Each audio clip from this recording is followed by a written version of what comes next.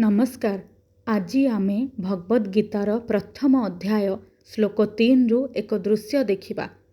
एही श्लोकरे वर्णित हेउछि पांडव मानंकर विह विधि जहा दुर्योधन को आश्चर्य कराई देइथिला।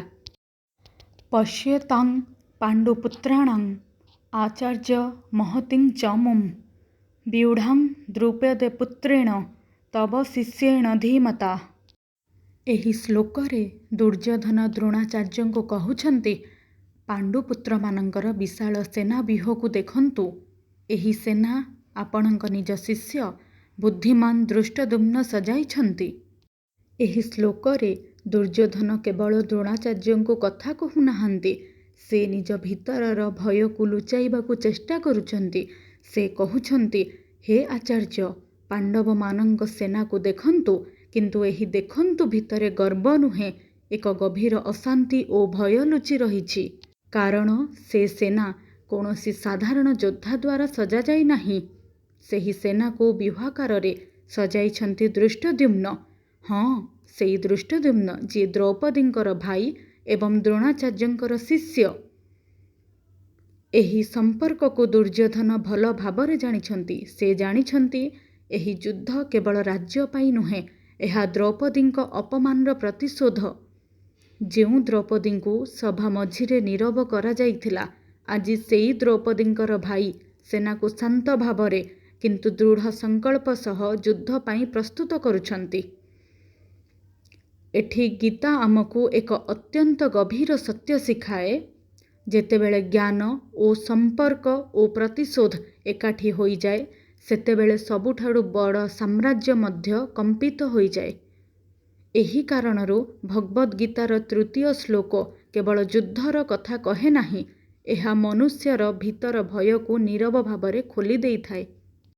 एही श्लोकर सबुठारु बड़ अर्थ युद्ध नुहे, सेना नुहे, अस्त्र मध्य नुहे, एहा हेउछि मनर अवस्था। दुर्योधनंक पाखरे बड़ सेना अछि, बड़ वीर अछन्ति।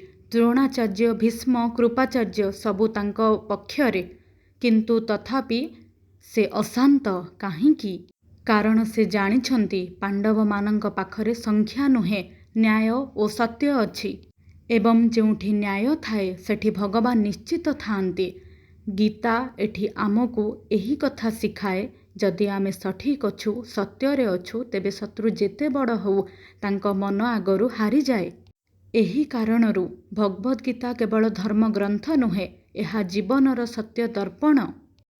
एही तृतीय श्लोक आमको गोटिए गभीर सत्य शिखाए। जेउ मनीष प्रस्तुत थाए से कथा कहिबाकु पड़ेनी, तार कार्य निजे उत्तर देई थाए। पांडव माने चित्कार करि नथिले, किंतु सेमानंक व्यूह देखि दुर्योधन निजे भयभीत होई गले। एही श्लोक कहे, जेउठी बुद्धि, नीति और शिष्टाचार एकाठी थाए, सेठी शक्ति निज मुंड नमाई दिए।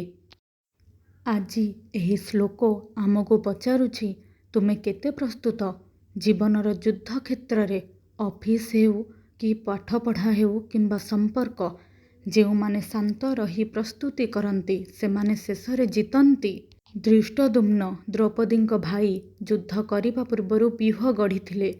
से आमको शिखाए, भावना नुहे, विवेक द्वारा नेतृत्व निय। गीता केवल शुणिबा पाई नुहे, गीता बंचिबा पाई। जदि आजी एक श्लोक तुमको अल्प भल मनीष करिदेला, सेईटा ही गीतार प्रकृत सफलता। भागवत गीता आमको उपदेश दिएनी, से आमको प्रस्तुत करे। जदि आजिर एही एक श्लोक तुम भितरे किछि भावना जगाइछि, तेबे एही यात्रारे आमे एठी रही जिबा उचित नुहे।